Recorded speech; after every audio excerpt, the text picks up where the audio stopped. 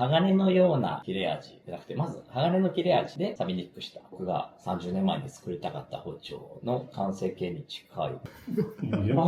他とのシリーズの何がどういう。はい。基本ステンレス鋼から入ってるじゃないですか。はい、でステンレス鋼はまず錆びにくい一定ラインがあるんですよね。はい、もう約束されている錆びにくさがあるんですけど、基本的に、要はデッシュにミスらなければ。はい、でも、その中で、鋼に、やっぱり鋼の包丁って僕個人的に大好きで、やっぱ錆びるっていうのはデメリットですけど、刃付きと使った時の切れ感と、鋼ってやっぱり魅力があるわけですよ。目標の包丁ではあるわけですよ。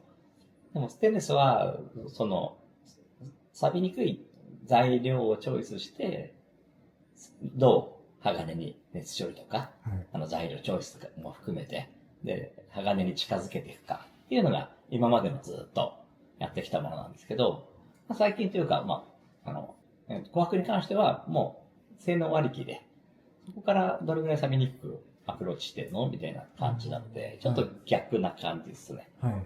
なので、錆びにくいところから鋼に近づけていくのを、どっちかというともう、基本的に大好きな性能が出てるものをどう錆びにくくしてるか、みたいなところで、鋼のような切れ味じゃなくて、まず鋼の切れ味で錆びにくくしたに近いかもしれない。だから、で、ネオ鋼。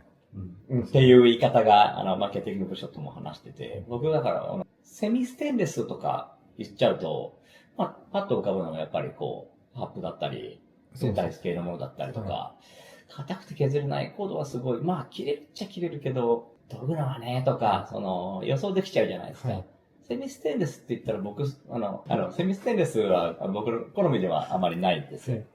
なので、やっぱり鋼、炭素鋼のすごい切れ味使いがあって、をクリアしてる方向に寄せたかったんですよね。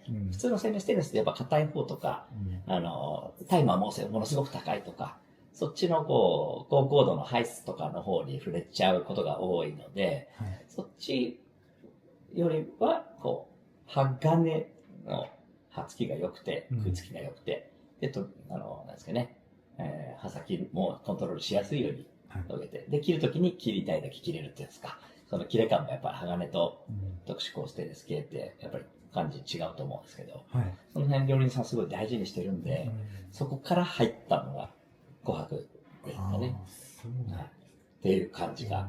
だから、やっぱり錆びにくい。ちょっと錆びは色は変わりやすい。ステンレスのつもりで使うと、色が変わるっていうのが、あるので、僕、家で使ったら全然色変わんないんですけど、レモン切ってほったらかしにしても錆びないんですけど、やっぱり状況によってはちょっと変色が起きたりはするので、そうすると、例えば、メンテナンスが簡単にできない方、海外の方もいらっしゃるので、で、お納めしてからダメって言われることが懸念点ではあるんですけど、それ以外はもう、性能的には、錆びる錆びない関係なくチョイスしたいぐらいの材料をきちっと必要範囲に錆びにくくできているので、一旦、僕が30年前に作りたかった包丁の完成形に近いかもしれないですね。やっと時代も追いついてきてるから、そういう、業界としてもその方向性はあるので、やっぱり、鋼のようなって言っても、やっぱりステンレスと鋼って違ってたりするんですけど、そこをもうやっとちょっと超えた感じ。実際ステンレスではないので、なので、ステンレスから鋼に近づけていくとは、違うベクトルで攻めていけるっていうのは面白い。これでも使った方しかわかんなくて、鋼のような切れ味っていうと今までも近いこと言ったりしたので、実際、使われてみないとわかんないだろうなと思います。みんな、やっぱり、包丁って最後切れるって宣伝になってしまったりするので、じゃあその切れってどう違うのって非常に難しくて。なので、やっぱり今回は切れ味用の試験のものも何本か作ってて、試しに使ってみてくださいと。その環境で錆びるとがあったら、買わないっていうチョイスも出てくるので、やっぱステンレス鋼に寄せた方がいい人もいると思うので、その辺がちょっと選択肢が増えたかなと思います。確かに。僕個人としては、研ぎも取り掛かりとか、面白さとか含めて、琥珀好きだなとは思って世の中に出してるので、結構理想に近いものができたかなとは思います。やっててほぼ鋼なんで、削り方からね、削れ方とか、もう鋼なんですよ、ほぼ。でもね、火花もね、火花も、まあ鋼断層です。鋼じゃんってなるぐらいの感じ。後でまあ見てもらってもわかりますけど、後で。あ、すごい。鋼です。になっちゃいますね。でも、納得しました。異常に切れますもん。切れますよね、あれ。はい。なんか、ステンではない。そうですよね。はい。まあ実際ステンでもないんですよね、分類としても。ね。でも、おーってなりますよね。僕、いろいろこう、いろんなものをテストして、なんですけど、結構前ですけど、食いつけましたもんね。あ、来たかもしれないと思いました。処理、はまった瞬間に。はめないと難しいんですけど、あれも。処理はまった瞬間に、すっごい楽しいな。キレだけはもう間違いなくですね。入れますね。葉付きもいいし、天然砥石もかかるし、研ぎ好きな方にはたまらない包丁ですよね。あれで錆び気にならない方だったら、もうこれ一択でもいいのかなっていう人も出てくる。赤錆はそうそうは出ないですね。ずーっとほっといた時に、ね、あまりにも。ただまあ、それ言ったらステレスコでも出ますからね、僕らでも、ね、ネロピスとかで赤錆出たりするのね、ずっと出たりですね、何年前のとかだと。でも、そんなに変わらないまでいかない。ただ、明らかにステンレスのつもりで使うと、ちょっと一段階違うので、そこがどう受け入れるかなってところを。いいか大丈夫回答ガラスどういうデザインやってもらうのめっちゃいいっすね。一応これも琥珀になります。すげえ。おー、すごい。それここ違う。違いますよ。個数はそうやって長細くなるんですよ。横島になる。すごいかっこいいですね。色がなんかこの色に。白い。確かに。ずっとばっかの時はもっと面白い。早くないですかイカってあんまわかんないですけど。そうですよね。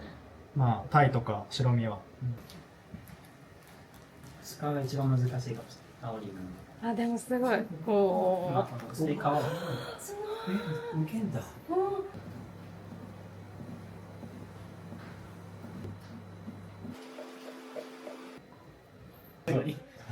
これやってっつって。いろんな切り方で食べ比べしてみたい。隠し包丁入れれば入れるほど甘くなる。なんか甘そうですよね。薄い、すごい。ダンス多い方が甘いですよね。そうだ。こういうバージョンと。口で噛めば噛むほど甘い。すごい。手作りですね。フグみたい。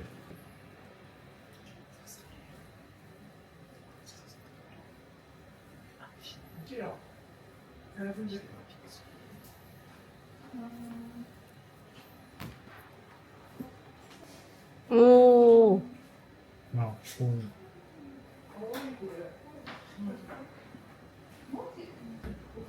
綺麗ですね。甘い。甘いですよね。甘い。全然違いますか？全然違う。甘い。これ、ちょっと食べてみてほしい。食レポ。ちょっと食レポいや甘いですね、甘いですよね。あ、全然違う。なんで笑うんですか？なんかみんなほんと見ないで。さっきと違いますか？でもさっきのはちょっとやっぱ甘さ。際立ってました。さっきの方がダイレクトに断面が下に乗るんで。なるほど。なるほど。いや、でもすごい美味しいですよ。はい、ということでここまで動画見ていただきありがとうございます。澤田社長、職人の皆さん、本当に貴重なお時間ありがとうございました。そしていつも YouTube 見てくれてる方、嬉しいコメントくれる方、いつも本当にありがとうございます。今回の動画でね、何か少しでも刃物に対する見方だったり、包丁を選ぶ時のね、決め方のなんか参考になればいいなと思っております。僕もさらに熱処理について学んでいきますので、今後の発信もぜひご期待ください。で、次の動画ですが、琥珀、ネオ鋼の琥珀をしばらく使使ってみたレビュー動画です。ただのレビュー動画ではないです。3本3種類の、比較検証動画となってます。目の日の全鋼ステンレスの榊で、炭素鋼白水本焼き、そしてネオ鋼の琥珀、どれも刺身尺です。これが今手元にあります。そして刺身だけではなく片刃切り付き牛刀もございます。これらの切れ感だったり研ぎ感とかね、あと錆びやすさというのをお伝えできればなと思っております。ただね、違いは分かってもこれ言語化するのめっちゃ難しいんですよ。だって全部いいから、本当にもうめちゃくちゃ質が高いんで、なかなか言語化するの難しいんですけど、頑張ります。うまいことねお伝えできるように頑張りますので、どうか次の動画も楽しみにお待ちください。ちなみに琥珀の受注開始日が2026年4月8日からということですので、気になってる方はもうねメモしといてください。ってことで潜入編は以上です。ひとまず終わります。今回の動画少しでもいいなと思っていただきましたら、ぜひグッドボタンとチャンネル登録よろしくお願いします。それではまた次の動画でお会いしましょう。ありがとうございました。